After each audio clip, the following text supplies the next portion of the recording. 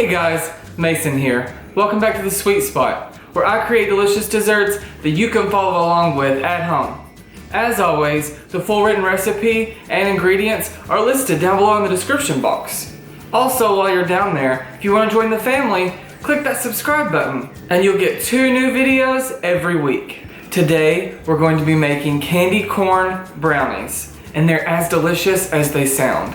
Now, I know there's a huge debate out there of, do you like candy corn or do you not? There's no in between. You like it sometimes. You either like it or you don't like it. And I know a lot of people out there who don't enjoy it, but they love these brownies. So if you think you're one of those people, you should still give these a shot. This recipe is so easy and it comes together in a matter of minutes. If you want to be entertained, stick around and we'll get started.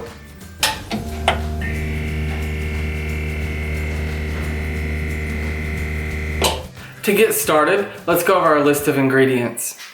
1 cup of flour, 1/4 teaspoon of nutmeg, and a pinch of salt. 1/2 cup of light brown sugar that's been packed. 1/4 cup of granulated sugar. 1 large egg. 1 teaspoon of vanilla. 1/2 cup of candy corn. 4 ounces of chocolate chips and 1/2 cup of butter. We're gonna melt these together for our batter. Let's begin. We're gonna add our melted chocolate chips and our melted butter to our mixing bowl. Make sure you get every bit of that white chocolate goodness out of there. Now we're gonna cream together both of our sugars with that melted butter and melted chocolate chips. All right, now we're gonna add in our egg, our vanilla, give that a mix. Perfect. Now our batter is really starting to look like a white chocolate brownie. All right, last thing, super simple like I said. We're just gonna toss in all of our dry ingredients.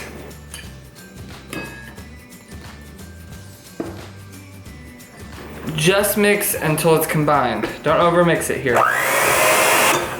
All right, now what I like to do is finish right there.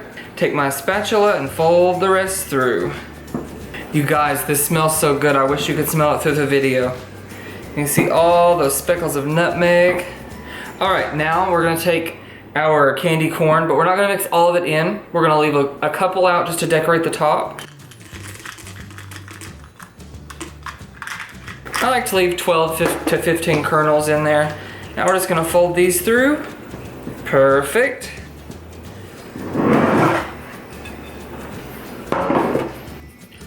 Alright, now if you have a dark pan like me, you're going to want to drop your oven temperature to 325.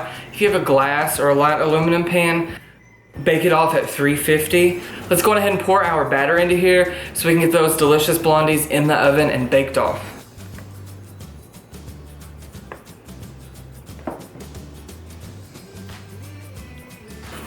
Alright you guys, we'll see you on the flip side of the oven. Alright, so we baked our candy corn brownies off at 325 Fahrenheit for 27 minutes. So depending on your oven temperature, I would go check them at 25 minutes. They could go up to 30 minutes. Now that they're out of the oven, while they're still warm, we're going to decorate them partially. We're gonna add candy corn to the top and let that get soft before we spread the white chocolate across them and then let them set completely. Let's get started. All right, those candy corn pieces that we set aside, we're gonna go ahead and stick those in the top. We want to get the best ones. I just like to stick them up through the top just so when everyone sees these, they have an idea of what they are.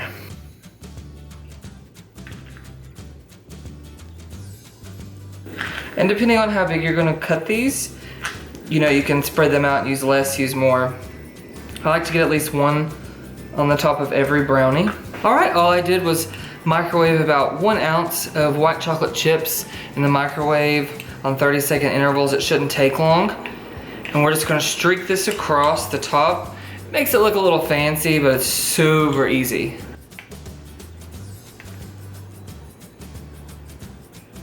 You can mess around with this until you get it how you want it to look.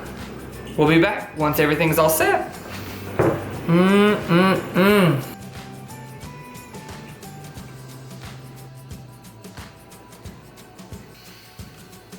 Let's try these. You can see all the little orange pieces from the candy corn.